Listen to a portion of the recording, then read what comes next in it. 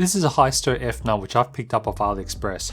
It's a really interesting mini PC, and to give you a quick history lesson, back in 2018 Intel released the Hades Canyon NUC, which unfortunately was the last of its kind. An Intel and AMD collaboration that paired an Intel CPU with an AMD GPU, codenamed Kaby Lake G. Even until now, its graphics performance is still potent when compared to the current integrated graphics solutions on the market. So of course we're going to bench it, test it as a Plex server, thermals, noise, and of course run some games on it. A really good comparison would be the Minis Forum TH50 with the Intel XC96 execution unit graphics, as well as the latest RDNA 2 integrated graphics such as the Radeon 680M, which I'll be sure to put together in a few weeks' time. But today we're just going to look at the unit as it is and whether or not you should take a chance on it. Firstly, here's the box, which is clearly not the Hystou F9, but rest assured the correct PC is inside. You get a stand, which is great and important, you'll know why a little later. A 180 watt power brick and power cord. A manual, which I won't read because I'm a pro. A DVD disc, which has the drivers for the unit. One thing which is a slight disappointment is the lack of VESA mounting, so the more savvy out there, you'll need to be a little bit creative if you want to mount it some way. Also, Robtech has done a review of this unit and was kind enough to provide a walkthrough in getting the latest graphics driver installed, which is really important if you want to have the best chance of running games on it. Without this walkthrough, most people probably wouldn't know their way around. It is quite finicky to actually get the latest drivers on there. I'll link the video below, so do check it out if you do end up getting this PC. The unit is made of metal around the sides and the bottom. The top of the unit is made of plastic. It weighs in at 1.2 kilograms and dimensionally it's larger than other mini PCs, roughly 1.5 times the size. Just going through the I/O of the unit, on the front you get a power button, Type-C port, a headphone and microphone jack, 4 USB 3.0 ports, and an SD slot. Over on the rear you get a DC power port, 4 USBs that are 2.0 speed, though I wish at least 2 of them were USB 3.0, but it is what it is. 2 HDMI 2.0 ports, 2 mini display ports, and lastly 2 gigabit Ethernet ports. On the top of the unit, you might have noticed in the shop before, but there is a LED panel outline which looks like a Povo Intel NUC skull logo. Here it is lit up in blue. It can be disconnected if you don't like it.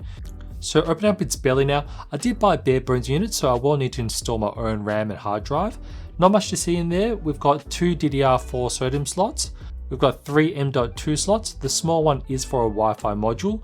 The 2280 size slot above it supports both NVMe and SATA drives, which is great, and the one next to it only supports NVMe.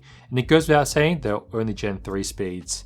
I've installed a 16GB DDR4 kit of PNY XLR8 at 3200 MHz. That's what I've got lying around. I'm also only using a SATA SSD in this unit, which is a 250GB Western Digital Green. Before we get too far ahead, let's talk about the specs of this unit. This Hystou F9 has an Intel i7-8809G, which is on the 14nm process, released back in 2018.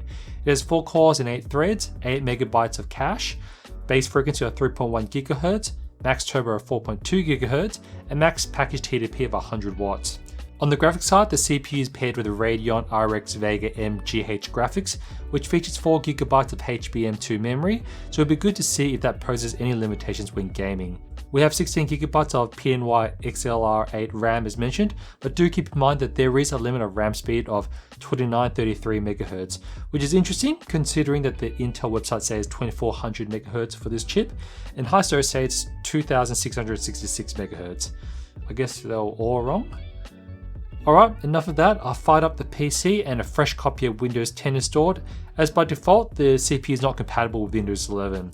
But if you really want to install Windows 11 on this unit, it can still be done. Just Google Windows 11 TPM bypass and you'll find instructions how to do it a few different ways. Also, I have a confession. As I'm writing this script and testing this unit, one thing has become abundantly clear. The family of this thing is absolutely horrendous. The first thing I did was approach the manufacturer and no dice. Looks like we're stuck with this rubbish fan, unless you're a savvy guy and could put together a mod. But that's not quite me. Instead, I've gone to the next best thing, undervolting. And let me just say, it makes so much difference. So let me just quickly tell you what I did. Firstly, I downloaded the Intel Extreme Tuning utility. This will allow you to undervolt without going through the convoluted BIOS. I'm using version 6.2.0.19 because this system isn't compatible with the latest version of XTU. I've run a negative 140 mV core voltage offset, 35 watt limit, and turned off turbo boost, short power max, and that's it. Next, to tune those fans, I go into the BIOS, and under hardware monitor, I go into each of the fan settings and set the target temp to 75 degrees and a minimum maximum RPM of 400 and 1000 respectively. Don't worry, the real RPM will be around 1900 RPM at full bore. I'm not sure why the numbers correspond that way. Then run some stress tests to make sure it's stable. I used Intel Burn-In and Furmark. You might have a different experience with the negative 140 mV, so I do suggest moving up or down in 10 mV increments until you find your stable sweet spot. The result? I maintain high all-core clocks, the noise and temps are well improved, which I will talk about a little bit later on. So firstly, let's go through those benchmark scores. Cinebench R20, we get a score of 411 single core and 1813 multi-core. So that single core multi-score is about as fast as a quad-core 2000 series AMD chip from 2019, which is to be expected. Next, I've run Geekbench, 1068 single core and 4178 multi-core. Again, nothing out of the ordinary that we just didn't see in the Cinebench score. Alright, now on to gaming. So starting with something not too hardcore and one of my favorites, World War Z in-game benchmark was getting a solid 70 FPS at 1080p medium settings. Forza Horizon 1080p medium settings, I got an average of 48 frames per second. If you step it down to low settings, you will inch closer to 60 frames per second, but otherwise a very playable experience. Now, a harder game to run. Cyberpunk 2077, I had to step it down to 900p low to get an average FPS of 44 frames per second. At 1080p medium, it was below 40, so I definitely suggest you run it at 900p. Lastly, a new title which most people will be getting on, the new Call of Duty Modern Warfare 2. I've run the in-game benchmark with FSR off, 1080p basic settings, and I've got an average of 62 frames per second, which is fantastic. Though the 1% low was 29 frames per second, which was evident through the run with explosion scenes. So if previous CODs are anything to go by, you're going to feel the drops in those tuber-filled lobbies.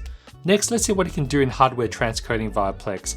I've got 3 HEVC copies of Tenet, 4K HDR at 28.4 megabit, 4K HDR at 4.2 megabit, and 1080p at 3.5 megabit. Not going to show you any footage for copyright reasons. I'm running these streams off my main PC via Chrome, which forces a transcode to 1080p, and of course I'm running a Ethernet cable to remove any network bottlenecks. So the results, I'm pretty disappointed to be honest. I expected at least a 4.2 megabit 4K file to work, but unfortunately I run into buffering. The 1080p file, I was able to get 4 streams up. The 5th core's buffering, which means that its ability to transcode is quite similar to the Intel Celeron J4125 CPU, which was reviewed in the B-Link GK Mini recently. Now let's get on to the very important noise. With the undervolt settings, it hovers around 35 decibels from an arm's length distance, which is a great improvement of what was over 40 decibels before my undervolts. Fan speeds now keep just below 2000 RPM when gaming, and temps did occasionally spike just over 90 degrees Celsius, which I'm not too bothered about, just simply because of the constant temp is in the 80s, which I'm quite fine with. When running benchmarks, it does throttle, but I think that's a price to pay rather than listen to a jet engine.